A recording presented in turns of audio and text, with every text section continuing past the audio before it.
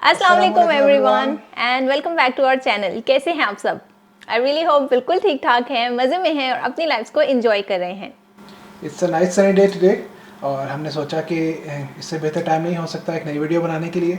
तो हम आपके क्वेश्चंस कुछ आंसर करेंगे और इसके अलावा अपने एक्सपीरियंस आपके साथ शेयर करेंगे कि यहाँ पे आने के बाद, लैंडिंग के बाद हमारे क्या एक्सपीरियंसेस रहे। क्या चैलेंजेस हमने फेस किए, किस तरह से हमने उनसे कोप किया मे बी तो वेल स्टार्ट करते हैं।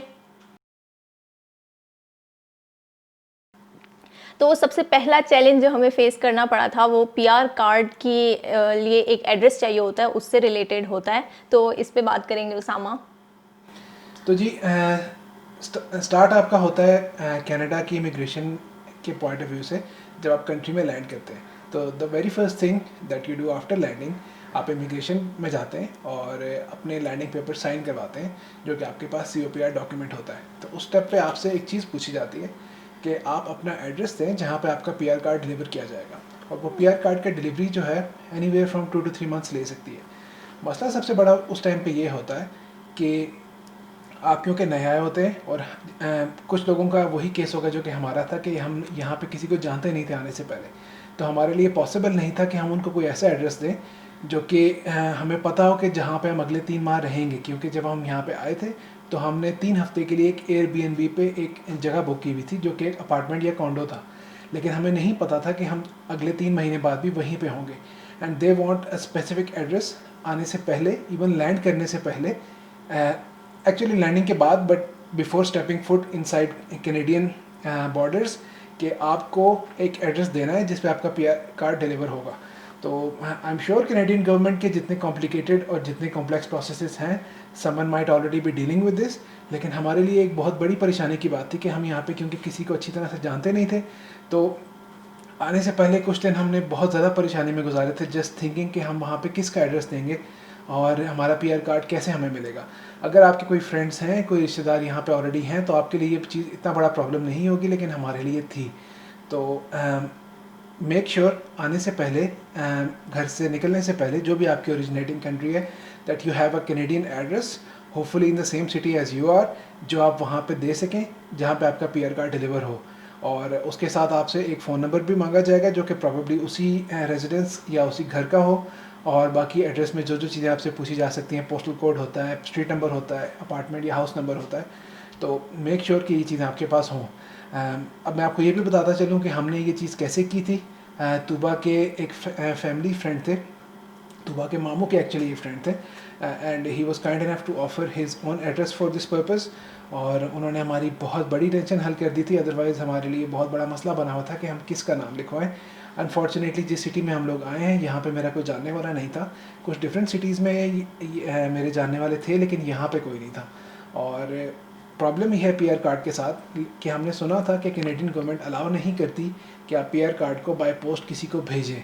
तो दे हैव I've heard कि they have ordered the postal agencies या कंपनीज कि अगर PR कार्ड को वो कभी भी स्कैन कर लें कि किसी भी एनवेलप के अंदर PR कार्ड है, तो वो उसको कन्फिस्केट कर लेते हैं। They are not allowed to actually ship it to anyone else other than the intended, जो जिस बंदे के नाम पे भी वो आया हुआ है। तो ये सबसे पहली परेशानी थी हमारे लिए, चैलेंज था यहाँ पे आने के हवाले से कि इस चीज़ को कैसे सॉर्ट आउट करना है। और वैसे भी पीआर डॉक्यूमेंट एक बहुत इंपॉर्टेंट डॉक्यूमेंट है, आपकी आइडेंटिटी है। अगर वो गुम हो जाए या कोई उसको मिसयूज़ करे तो ये बहुत बड़ी एक टेंशन की बात होती है। तो एड्रेस लिखवाते टाइम भी आपको इस चीज़ को मेक श्योर करना होता है कि कोई ट्रस्टेड बंदा हो जिस पे आप ट्रस्ट कर सकें कि वो आपका पीआर कार्ड आप तक बाहिफाजत पहुंचा देगा। बिल्कुल, इट्स अ ह्यूज रिस्पॉन्सिबिलिटी। अगर कोई बंदा आपको ऑफ़र कर भी दे तो आपके लिए पॉसिबल नहीं होता हर बंदे पे ट्रस्ट करना। तो वी वर लकी कि in the nick of time, approximately I believe 1 week रहता था, 1 वीक रहता था यहाँ पे आने से पहले, हमें कंफर्म हुआ था कि हमने किसका एड्रेस वहाँ पे लिखवाना है। तो दैट वाज अ चैलेंज। अच्छा, ओके, सो नेक्स्ट चैलेंज जो आ जाता है हमारे पास, वो आ जाता है कि हमने लैंडिंग के बाद कहीं स्टे करना होता है। तो since we are new in the country, we don't know anyone, हमारे पास कोई रहने की जगह नहीं होती, तो उसका अरेंजमेंट करना भी एक बहुत बड़ा चैलेंज होता है। होटल्स वगैरह के रिव्यूज़ की बेसिस पे तो आप लोग होटल्स बुक कर सकते हैं, लेकिन वो एक्सपेंसिव हो सकते हैं। फिर एयरबीएनबीज़ की ऑप्शन होती है, लेकिन आपको ये सारा का सारा जो काम करना पड़ा होता है वो वर्चुअली करना पड़ा होता है। आप लोग देख नहीं सकते किसी जगह को, आप लोग डिसाइड नहीं कर सकते वेदर वो लिवेबल भी है या नहीं, आप सिर्फ रिव्यूज़ की बेसिस पे ही ये सारा काम कर रहे होते हैं। तो एक बहुत बड़ा चैलेंज हो जाता है ये डिसाइड करना कि आपने कौन सी जगह चूज़ करनी है। सेकेंडली, सिंस आप नई जगह पर आ रहे हैं तो आपके लिए ये अंदाज़ा करना भी बहुत मुश्किल हो जाता है कि वेदर जो आप उसकी कॉस्ट पे कर रहे हैं वो रीजनेबल भी है कि नहीं है, लाइक वो इनफ है उस जगह के लिए, या वो ज़्यादा मांग रहे हैं या वो कम मांग रहे हैं। और दूसरा, नेगोशिएट आप नहीं कर सकते, तो बहुत बड़ा एक हैसल होती है आपके लिए ये सारी चीज़ को करना। और अक्सर पिक्चर्स में अंदाज़ा नहीं होता कि जो चीज़ जैसी पिक्चर्स में नज़र आ रही है वो एक्चुअल लाइफ में वैसी होगी या नहीं। तो क्योंकि once again it is one of those things कि अगर आपका यहाँ पे कोई जानने वाला है, may be they could visit the place in person. हमारे केस में ऐसा नहीं था। वी हैड टू ट्रस्ट कि जो चीज़ पिक्चर्स में दिखाई जा रही है वो वैसी ही होगी। और क्योंकि हम लोग कोविड के टाइम में आए थे तो हमारे लिए एक और रिक्वायरमेंट भी थी that we had to tell the Airbnb host कि हम लोग यहाँ पे क्वारंटीन कर रहे होंगे। एंड बिलीव मी, उनका पूरा हक बनता है कि वो आपको इनकार कर सकें। हमें 2 जगह से इनकार हुआ था। दे टोल्ड अस कि उनके घर में हाई रिस्क लोग रह रहे हैं, लाइक एल्डर्स या बच्चे, और वो हमें होस्ट नहीं कर पाएंगे। तो you have to tell your host कि आप वहाँ पे क्वारंटीन करेंगे और 2 हफ्ते आप वहाँ से कहीं नहीं जा सकते। गवर्नमेंट के रूल्स आपको डिक्टेट करते हैं that you have to stay in that place for 14 days and you can not move, you can not meet anyone else, और आप बाहर नहीं जा सकते। और इसी पॉइंट पे अगर हम बात करें तो एक और बड़ा चैलेंज ये होता है कि आपको जगह भी ऐसी देखनी होती है, क्योंकि आपको यहाँ के रास्तों का नहीं पता, आपको यहाँ पर आपके पास कोई ट्रांसपोर्ट की फैसिलिटी नहीं है। तो आपको ये सारी चीज़ें जहन में रखते हुए अपनी जगह डिसाइड करनी पड़ती है कि उसके करीब में सारी चीज़ें हों, ऑलमोस्ट वॉकिंग डिस्टेंस पे हों, ताकि आप लोगों को ट्रांसपोर्ट में मुश्किल ना हो। और अगर दूर हैं जगह तो फिर भी ट्रांसपोर्ट के करीब हो। तो ये सारे फैक्टर्स जो हैं वो आपको जहन में रखने पड़ते हैं जब आप अपना रेजिडेंस जो है, फर्स्ट रेजिडेंस यहाँ पर बुक कर रहे होते हैं। तो बाद में तो इंसान जगह चेंज कर लेता है, लेकिन फर्स्ट 2 वीक्स में आपको बहुत सारे काम करने के लिए यहाँ वहाँ जाना पड़ता है। घर देखना है, आपको सिम निकलवानी है, अपना सिम बनवाना है, बैंक अकाउंट खुलवाना है, और भी दूसरे तीसरे छोटे छोटे बहुत सारे काम होते हैं। तो ये सारे काम करने के लिए आपको बाहर निकलना पड़ता है। तो इट्स बेटर कि आपकी जो एयरबीएनबी, आपकी फर्स्ट रेजिडेंस है, वो ऐसी जगह पर हो जहाँ हर चीज़ जो है वो आसपास में थोड़े से फासले पर अवेलेबल हो। लेकिन अब कोविड के टाइम्स में फर्स्ट 2 वीक्स में तो आप लोग कहीं जा नहीं सकते। तो well, I think that's not a big factor any more. Just to summarise, make sure कि आप जहाँ पे भी रह रहे हो या जहाँ पे आपने जाके स्टे करना हो वहाँ से पब्लिक ट्रांसपोर्ट इजीली एक्सेसिबल हो। Yes. अगर पब्लिक ट्रांसपोर्ट एक्सेसिबल है तो इट डजंट रियली मैटर कि आसपास कुछ और है या नहीं, because you can take that public transport. So just make sure कि पब्लिक ट्रांसपोर्ट आपको इजीली एक्सेसिबल है। और ये चीज़ हम आपको एक्सपीरियंस से बता सकते हैं कि इसका बहुत बहुत बड़ा फ़ायदा होता है। हम पहले जिस जगह पर रह रहे थे, हमारी जो फर्स्ट रेजिडेंस थी, वहाँ पर पब्लिक ट्रांसपोर्ट भी बिल्कुल करीब थी और मॉल भी बिल्कुल अक्रॉस द रोड था। आप लोगों ने हमारी पिछली वीडियोस में देखा होगा, और अगर नहीं देखा तो मेरे इंस्टाग्राम पे तो बहुत देखा होगा आप लोगों ने। तो बहुत आसानी होती है इस चीज़ की। अच्छा जी, अगला जो आपके लिए चैलेंज हो सकता है वो ये है कि डिपेंडिंग ऑन कि आप किस टाइम पे लैंड करते हैं, हो सकता है कि उस टाइम पे बिजनेसेस क्लोज हो गए हों। यहाँ पे अप्रॉक्सीमेटली 5 से 6 बजे शाम को बिजनेसेस बंद हो जाते हैं, और फ्लाइट्स का कोई स्पेसिफिक टाइम नहीं होता कि वो किस टाइम पे लैंड करेंगी किसी स्पेसिफिक डेस्टिनेशन से।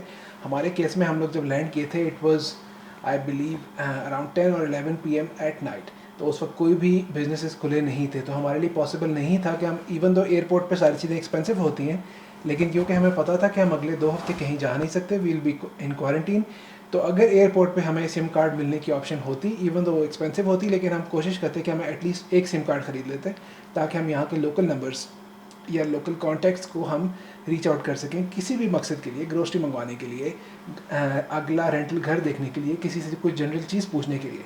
तो डिपेंडिंग ऑन कि आपकी सिटी में हो सकता है आपकी कोई हेल्प कर दे और आपको किसी ग्रोसरी स्टोर के थ्रू ही आपको सिम कार्ड मिल जाए। मेरा आपको मशवरा इस हवाले से ये होगा कि एक ऑनलाइन सर्विस है जिसका नाम है टेक्स्ट नाउ, वहाँ पे आप फ्री अकाउंट बना सकते हैं और वो आपको कनाडा या यूएस का लोकल नंबर असाइन कर देते हैं, और एज लॉन्ग एज आपके पास इंटरनेट है और आपके कोई भी बंदा उस नंबर पे कॉल करता है तो आपके फ़ोन पे इंटरनेट के थ्रू कॉल आती है। It's completely free, incoming and outgoing calls and SMS messages as well as MMS, जिसको मल्टीमीडिया मैसेज भी कहा जाता है। तो अगर आपके पास भी इस तरह की लिमिटेशन हो कि आप एक्चुअल सिम कार्ड ना खरीद सकते हो, तो you can always use text now के नाम से जो सर्विस है उसको। ओके, मूविंग ऑन, जो नेक्स्ट चीज़ आ जाती है वो आपका सिन आ जाता है, जो कि होता है सोशल इंश्योरेंस नंबर आपका। और ये आपके लिए बनवाना बहुत ज़रूरी होता है यहाँ आने के बाद। तो ये इसमें एक आसानी ये है कि ये ऑनलाइन भी हो जाता है, लेकिन इसके लिए आपको एक प्रूफ ऑफ एड्रेस चाहिए होता है, जो कि आपका कोई रेंटल एग्रीमेंट हो सकता है, कोई आपका यूटिलिटी बिल हो सकता है जो कि आपके नाम पे हो और आपके एड्रेस पे डिलीवर हो रहा हो, या कोई आपकी बैंक स्टेटमेंट हो सकती है जो आपको डिलीवर हुई है आपके नाम पे। बेसिकली कोई भी ऐसा डॉक्यूमेंट जो आपको, जो ये प्रूव करा है कि आप एक सर्टेन एड्रेस पे रह रहे हैं और वो आपके नाम पे हो। अगर वो आपके नाम पे नहीं है, किसी और के नाम पे है, तो आपको ये प्रूव करना पड़ेगा कि मैं जो हूँ इस बंदे के पास रह रहा हूँ, या उस बंदे की तरफ से एक डॉक्यूमेंट लिखना पड़ेगा कि ये बंदा मेरे पास रह रहा है। तो बेसिकली आपको ये प्रूव करना है कि आप एक सर्टेन एड्रेस पर रह रहे हैं करंटली। तो ये अब ऑनलाइन हो सकता है, ये प्रोसीजर आप ऑनलाइन अप्लाई कर देते हैं और ये आपको इशू हो जाता है। हमारे केस में हम एयरबीएनबी में रह रहे थे और हमारे पास उस टाइम पे हार्ड कॉपी या साइंड रेंटल एग्रीमेंट नहीं था, नहीं क्योंकि था। सब कुछ एक एप्लीकेशन के थ्रू होता है। यस। तो और बैंक स्टेटमेंट्स भी हमारे पास नहीं थी, क्योंकि हमने अभी तक बैंक अकाउंट भी नहीं ओपन किया था। Once again quarantine to thank for it. या तो थोड़ा ये भी एक चैलेंज हो जाता है आपके लिए कि आप प्रूफ ऑफ एड्रेस जो है वो फ़ौरन के फ़ौरन प्रोड्यूस कर सकें, क्योंकि सिन आप जितना जल्दी बनवा लें उतना अच्छा होता है आपके लिए। दूसरा ऑप्शन ये है कि क्वारंटीन खत्म होने के बाद आप इन पर्सन चले जाएं, और गवर्नमेंट ऑफ कनाडा की बिल्डिंग्स ऑलमोस्ट हर बड़े सिटी के अंदर है, कैलगरी के अंदर भी है, हैरी हिल्स के नाम से बिल्डिंग का नाम है। तो वहाँ पे जाके आप इन पर्सन भी सिन इशू करवा सकते हैं। अप्रॉक्सीमेटली 5 से 10 मिनट में इशू हो जाता है। पर प्रॉब्लम यह है कि ड्यूरिंग पेंडेमिक वो हर बंदे को गवर्नमेंट पुश करिए कि ऑनलाइन ही करें। Yes. जब हमने उनको ऑनलाइन बहुत कोशिश की और कुछ नहीं बना, then I call them and I asked them कि ये मसला है। आई नो कि जब इन पर्सन लोग आते हैं तो उनसे प्रूफ ऑफ एड्रेस नहीं मांगा जाता, और मेरे साथ ये मसला है, मैंने ऑनलाइन एक प्रूफ ऑफ एड्रेस जमा करवाया लेकिन वो मेरे नाम पे नहीं था। ये वही प्रूफ ऑफ एड्रेस था जो कि मैंने पीआर कार्ड के लिए भी जमा करवाया था। तो in that case, understanding my situation, उन्होंने मुझे अपॉइंटमेंट दे दी, और उस दिन को जब हम लोग गए तो हमें सिम तकरीबन 10 to 15 मिनट्स में इशू हो गया था। ओके, नेक्स्ट अब हम चलते हैं हेल्थ इंश्योरेंस की तरफ। तो इसमें क्या चैलेंजेस फेस करने पड़ते हैं, इसके बारे में बात करते हैं। तो जी, हेल्थ इंश्योरेंस, शायद आप अगर पाकिस्तान से आ रहे हैं तो आप हेल्थ इंश्योरेंस का कॉन्सेप्ट वहाँ पे इतना बड़ा नहीं है। इट इज़ एक्सट्रीमली पॉसिबल कि आपने अपनी पूरी लाइफ गुजार दी और आपने कभी भी हेल्थ इंश्योरेंस ना ली हो, लेकिन यहाँ पे हेल्थ इंश्योरेंस होना is important in the sense कि यहाँ पे हेल्थ केयर बहुत ज़्यादा एक्सपेंसिव है। अगर आप अपनी जेब से किसी भी चीज़ के लिए पे करने जाएंगे तो it will be a lot, बहुत ज़्यादा महंगा होगा। और हमें क्योंकि पता था कि हम लोग 2 हफ्ते क्वारंटीन कर रहे होंगे, तो उस 2 हफ्ते के टाइम में तो हमें हेल्थ कार्ड नहीं मिल सकता, क्योंकि वो इन पर्सन इशू होता है। तो हमने आने से पहले मैंने अपने और तुबा के लिए 3 हफ्ते के लिए एक ट्रैवलर्स इंश्योरेंस ले ली थी। It wasn't very expensive, I believe हम दोनों के लिए 3 हफ्ते के लिए कोई तकरीबन 100 कैनेडियन डॉलर्स बने थे। लेकिन it gave us a peace of mind कि अगर खुदा ना खास्ता ड्यूरिंग क्वारंटीन हमें किसी भी वजह से हॉस्पिटल जाना पड़ता है तो हमारा दिवालिया नहीं निकलेगा। बाय द वे, हमें आई एम ग्लैड कि हमें उस इंश्योरेंस को यूज़ करने की ज़रूरत नहीं पड़ी। तो आप ये भी आप इसको इस पॉइंट ऑफ व्यू से भी देख सकते हैं कि मैंने $100 ज़ाया किए थे, लेकिन मेरे पॉइंट ऑफ व्यू से इट वाज एन इन्वेस्टमेंट कि अगर वो ज़रूरत पड़ेंगे तो that $100 will save me a lot more money जितने उसकी ओरिजिनल कॉस्ट थी। तो अब अगर हम हेल्थ इंश्योरेंस की बात करें अल्बर्टा के हवाले से, तो you go to registry office और वहाँ पे जाके आप कहते हैं जी मैं लैंड किया हूँ, ये मेरा पासपोर्ट है, ये मेरा लैंडिंग डॉक्यूमेंट है जो कि COPR भी हो सकता है, और आप उनको कहते हैं कि मुझे हेल्थ कार्ड इशू कर दें। वहाँ पे भी फिर से वही बात आ जाती है सेम वाली, they ask you for a proof of residence. वही सारी चीज़ें एक्सेप्टेबल हैं। फॉर एग्जांपल, आपकी कोई पे स्टब हो सकती है जिसके ऊपर आपका नाम लिखा हो। Pay stub basically salary statement को कहते हैं यहाँ पे। इसके अलावा कोई आपका रेंटल एग्रीमेंट हो सकता है, आपका कोई यूटिलिटी बिल हो सकता है, आपका कोई बैंक या क्रेडिट कार्ड की स्टेटमेंट हो सकती है मंथली, जो कि हार्ड कॉपी में आपको डिलीवर हुई हो। जब तक इन चीज़ों में से कोई एक आप प्रोड्यूस नहीं करते तो government has no way of knowing कि आप अल्बर्टा के शहरी हैं, और तब तक आपको गवर्नमेंट हेल्थ कार्ड नहीं देती। तो कीप दैट इन माइंड कि ये चीज़ भी आपके हेल्थ कार्ड मिलने के प्रोसेस को डिले कर सकती है।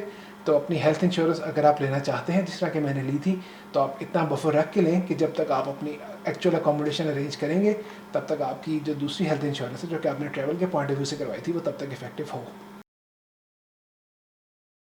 ओके अब नेक्स्ट चीज़ पे हम बात कर लेते हैं जो कि आपके एक्सपेंसेस होते हैं। अब क्योंकि आप अपने साथ सेविंग्स लेकर आ रहे होते हैं और वो आप पाकिस्तानी रुपीस से कन्वर्ट करा के लेकर आ रहे होते हैं, तो आपको हर चीज़ इनिशियली बहुत ज़्यादा एक्सपेंसिव लगेगी, क्योंकि आपकी मेंटालिटी वही होती है। हम भी यही सोचते थे कि हर चीज़ हम पाकिस्तानी रुपीज़ में कन्वर्ट करके देख रहे होते हैं, क्योंकि हमने सेविंग्स जो हैं वो रुपीज़ में की होती हैं। तो अब उस टाइम हमें बहुत ज़्यादा एक्सपेंसिव लगती है हर चीज़। $1 आप ये सोचें, फॉर एग्जांपल करंटली 125 रुपीज़ का है, तो आप $1 की चीज़ खरीदेंगे तो आप यही सोचेंगे हर टाइम उसको ख़रीदते टाइम कि लाइक ये इज़ इट वर्थ 125 रुपीज़। तो ये बहुत बड़ा चैलेंज होता है इनिशियली आपको इस मेंटालिटी से निकलना और इस चीज़ के साथ कोप करना कि चीज़ें आपको डॉलर्स में ही मिलेंगी यहाँ पर। और इस मेंटालिटी से अनफॉर्चुनेटली आप तब तक नहीं निकल पाते जब तक आप यहाँ पे अर्न करना नहीं स्टार्ट कर देते, क्योंकि आपको फिर सैलरी भी डॉलर्स में ही आ रही होती है। तो इट इज़ अ चैलेंज और हर कोई इससे गुजरता है, there is nothing to be ashamed by it. Yes. तो अच्छा ओके सो अब यहाँ पर एक इम्पॉर्टेंट चीज़ ये आ जाती है, क्योंकि अब आप अपनी सेविंग्स पर गुजारा कर रहे हैं, तो बहुत इम्पॉर्टेंट है ये देखना कि आपको क्या चीज़ें वाकई में ज़रूरत हैं। लाइक आपको जो खर्चे करने हैं वो बहुत सोच समझ कर करने हैं, देखभाल कर करने हैं कि आप कहीं भी कोई चीज़ जो है वो ज़ाया नहीं कर रहे या कोई आप फजूल खर्ची नहीं कर रहे। तो ये एक बहुत बड़ा चैलेंज होता है उस टाइम पे, क्योंकि बहुत सारी ऐसी चीज़ें होती हैं जो ख़रीदनी होती हैं, बंदे को आदत होती है कुछ चीज़ों की, तो बंदे के माइंड में होता है कि शायद ये मुझे चाहिए। तो अब आपने नीड और वांट वाली चीज़ उसामा अब तक मुझे समझाते हैं। नीड और वांट्स में हमें फिर डिस्टिंग्विश करना पड़ता है कि whether this is my need और दिस इज़ माई वांट। तो जब नीड्स की बात आ जाती है तो आप उस पर खर्चा कर सकते हैं, वांट्स को आप फ़िलहाल साइड पे कर सकते हैं, और लेटर इन लाइफ जब आप यहाँ पर अर्न करने लगेंगे तो देयर विल बी चांसेस जब आप लोग वो चीज़ें खरीद सकेंगे। और कभी भी किसी ग्रोसरी स्टोर पर जाने से पहले मेक श्योर कि आप लिस्ट लेके जाएं and stick to that list. आपको कभी ना कभी हर ग्रोसरी स्टोर पे कोई ना कोई चीज़ सेल पे नज़र आएगी जो कि आपको एक्चुअली ज़रूरत नहीं थी और जो आप खरीदने नहीं आए थे, and you will and up buying it, और आपका खर्चा जितना आप करने आए थे उससे हो सकता है डबल या उससे ज़्यादा हो जाए। तो मेक श्योर किसी भी जगह पे कुछ भी खरीदने जाते हैं तो make a list and stick to that list. और लिस्ट जो है वो लाइक बनाते रहें साथ साथ, क्योंकि अक्सर ऐसे होता है कि आपने एक चीज़ ख़रीदनी थी और आपसे रह गई वो लिस्ट में लिखनी, फिर आप दोबारा जाते हैं और क्योंकि वो आप एक चीज़ लेने के लिए गए हुए थे तो आप आइल्स में से गुजरेंगे, तो वो फिर और एक साइकोलॉजिकल इफेक्ट होता है कि आप जब उन सारी आइल्स में से गुजरेंगे तो कोई ना कोई चीज़ ऐसी होगी ज़रूर जो आप वैसी उठा कर ले आएंगे जो आपको चाहिए नहीं होगी। तो ये चीज़ें जहन में रखनी बहुत ज़रूरी होती हैं। अब नेक्स्ट चैलेंज हम क्वारंटीन पे बात कर लेते हैं। एक्चुअली मैं एक और चीज़ ऐड करना चाहूँगा एक्सपेंसेस के हवाले से।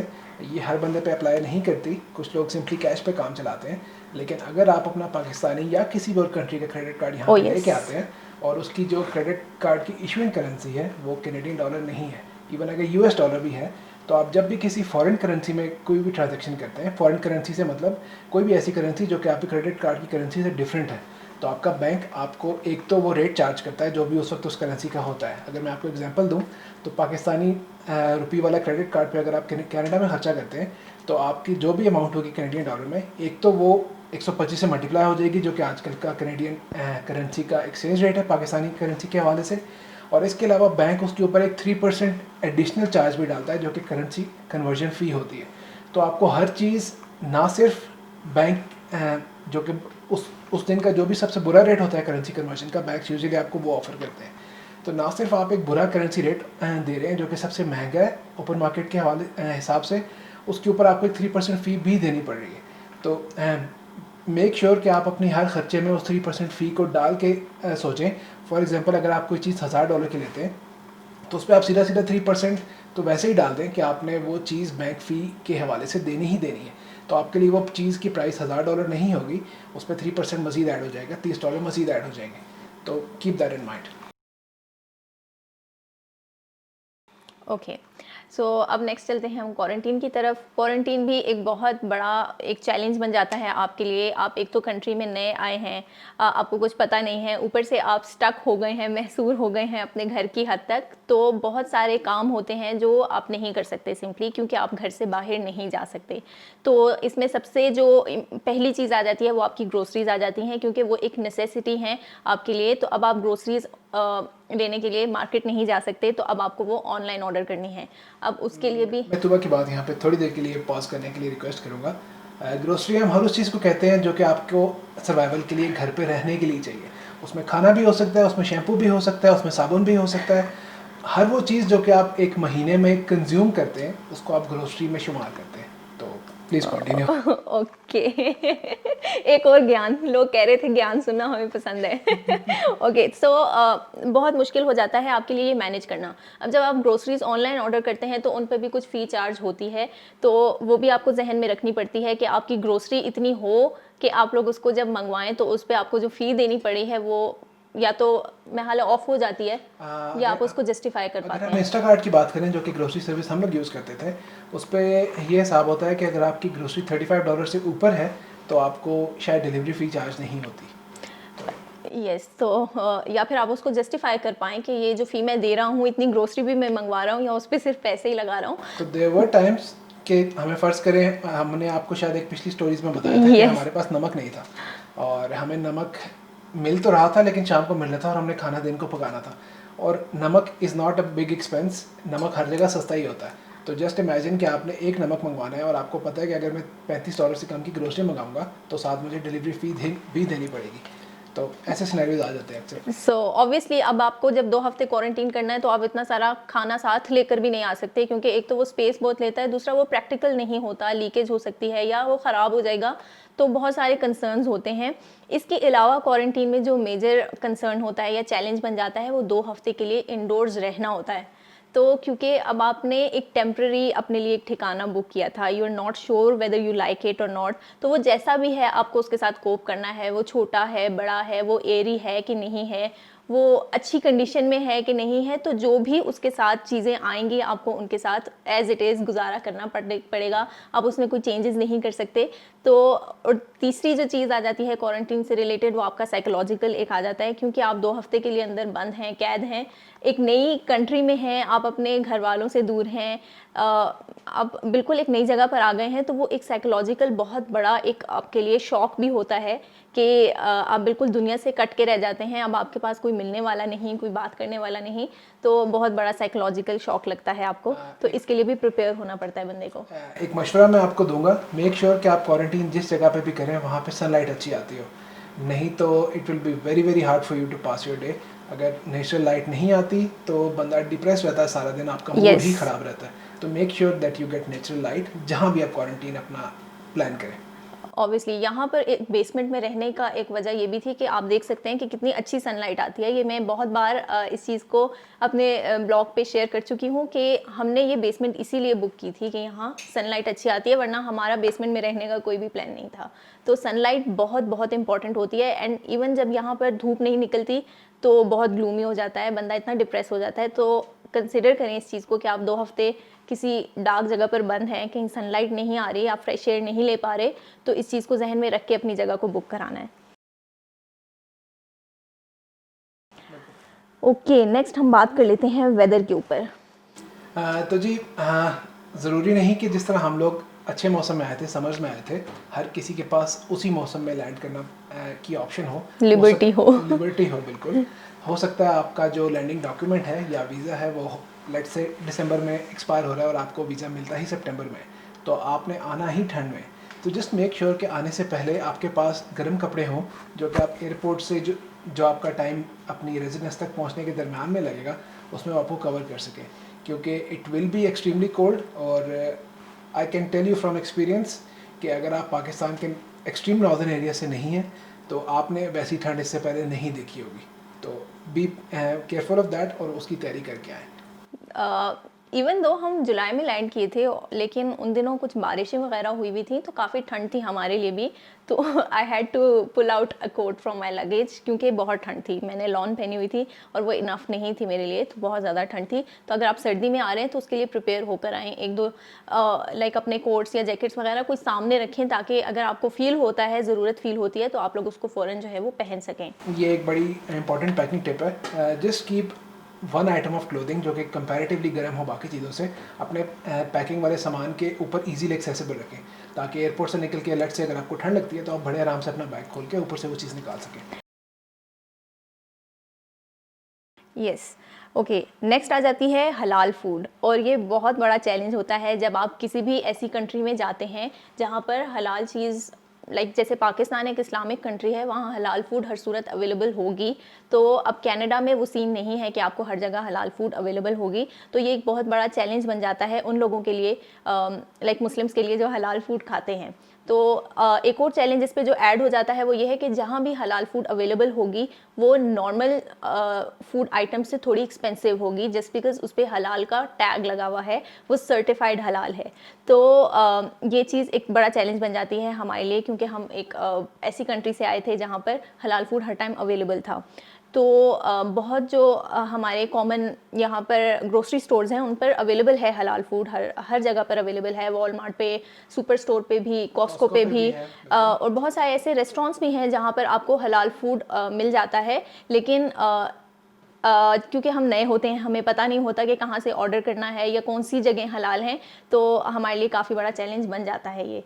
तो वील ट्राई टू एक्सप्लोर हलाल रेस्टोरेंट्स आपके लिए, और हम उनका टूर भी करेंगे, हम वहाँ पर आपको लेकर भी चलेंगे इंशाल्लाह फ्यूचर में।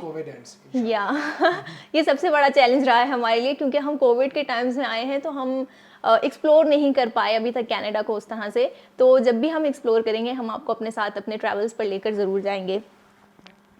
ओके और हलाल फूड के हवाले से एक पॉइंट रह गया था, वो ये था कि कुछ सिटीज़ में हलाल फूड की ऑप्शंस काफ़ी लिमिटेड होती हैं। तो आपको फिर रिसर्च करनी पड़ेगी, आप जिस सिटी में लैंड कर रहे हैं वहाँ हलाल फूड कितनी ज़्यादा अवेलेबल है या कितनी ईज़िली अवेलेबल है। और लास्ट बट नॉट लीस्ट, बहुत सारे चलने की तैयारी करके आइएगा।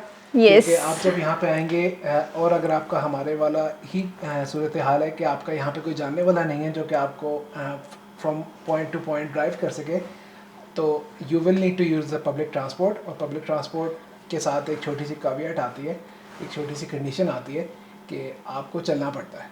हर वो जगह जहाँ पे आप जाना चाहते हैं उसके बिल्कुल साथ पब्लिक ट्रांसपोर्ट नहीं होगी। Sometimes you will have to walk minutes, you might even have to walk for hours. अगर कोई जगह बिल्कुल नहीं है और वहाँ पब्लिक ट्रांसपोर्ट पहुँची ही नहीं है, तो अपने साथ अच्छी क्वालिटी के कंफर्टेबल चलने वाले जूते लेके आइएगा।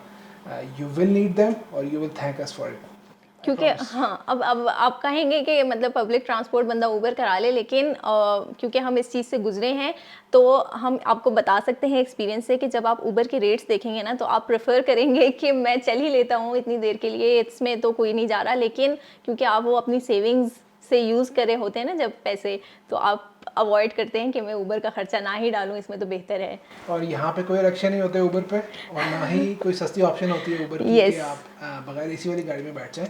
यहाँ पे आपको सबसे सस्ती ऊबर भी अच्छी खासी एक्सपेंसिव पड़ती है। यस, तो इस चीज़ के लिए रेडी होकर आएँ। तो वेल आई थिंक यहाँ पर वीडियो को एंड करते हैं। अगर आपको लगता है कि हमने किसी चीज़ पर बात नहीं की या जिस चीज़ को हमें ज़्यादा एक्सप्लेन करना चाहिए था तो हमें ज़रूर बताइएगा, हम फिर किसी नेक्स्ट वीडियो में उस चीज़ को ज़रूर टच करेंगे। और आप अपना ख्याल रखिएगा। यस, ये तुबा की लाइन थी। ओके नहीं, आपकी लाइन होती है। ओके, सो अपना ख्याल रखिएगा, हमें दुआ में याद रखिएगा। हम फिर मिलेंगे इंशाल्लाह नेक्स्ट वीडियो में। तब तक के लिए हमें दीजिए इजाज़त। ओके, ओके 1 2 3 अल्लाह हाफिज़। तो इसके अलावा हमें दुआ में याद रखिएगा। और अगर आपको वीडियो पसंद आई है तो do like, share and comment and do subscribe to my channel and press the bell icon, ताकि फ्यूचर वीडियोस की नोटिफिकेशंस आपको मिलती रहें। हमें दीजिए इजाज़त, इसके साथ हम मिलेंगे इंशाल्लाह नेक्स्ट वीडियो में। तब तक के लिए अल्लाह हाफिज़।